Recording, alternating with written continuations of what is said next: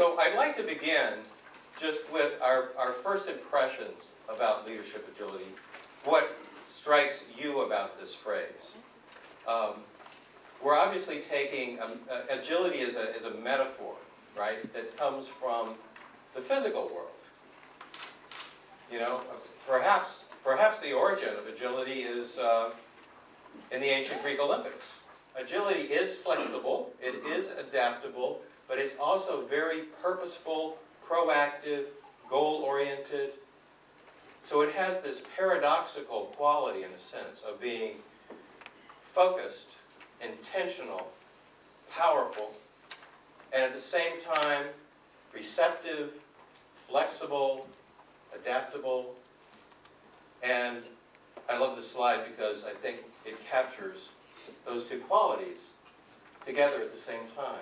I'd like to next give you a brief experience of agility, and to do that I'm going to do something slightly unconventional and ask you to stand up for a moment. I promise not to embarrass anyone, but I would like you to stand up and follow along with me for just a moment. Rapidly expand your hands, but let your vision also open up as you do this, so that you can see the whole room. And you don't have to limit yourself by standing still. You could turn and take in as much as you want of the larger context that you're operating in, and then you take whatever insight comes to you from that larger context, and you come back into focus, back into action.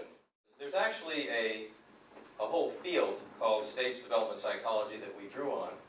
And this is just a kind of a quick overview of different stages of personal development that start all the way from the first 2 years of life into the adult stages of development.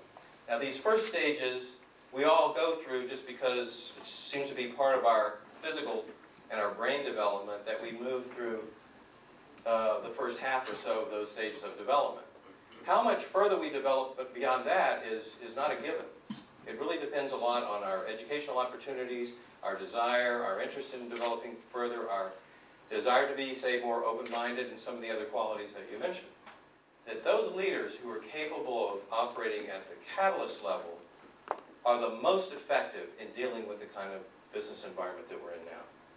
So if we develop so that we have the ability to work at any of these levels that might be most appropriate in a given situation, we're much more agile, much better off than if we're only working at these two levels.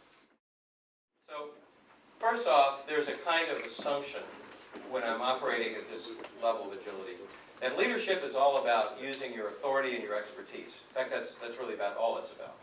Those are my primary tools. That's my leverage, is using my authority and my expertise. If you're asking me to manage something outside the boundaries of my authority, to work cross-functionally, I feel a little bit more at sea than I do if I have clear authority. How the leadership is different from the expert. So you still see authority and expertise as tools that you can use as a leader, but that's no longer the central thrust of what you're doing.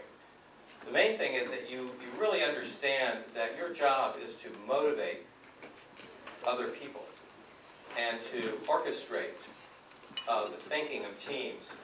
So, you know, you want to make it challenging and satisfying for people to achieve important outcomes. It's a very outcome-oriented approach, whereas the expert was more focused on doing the right thing.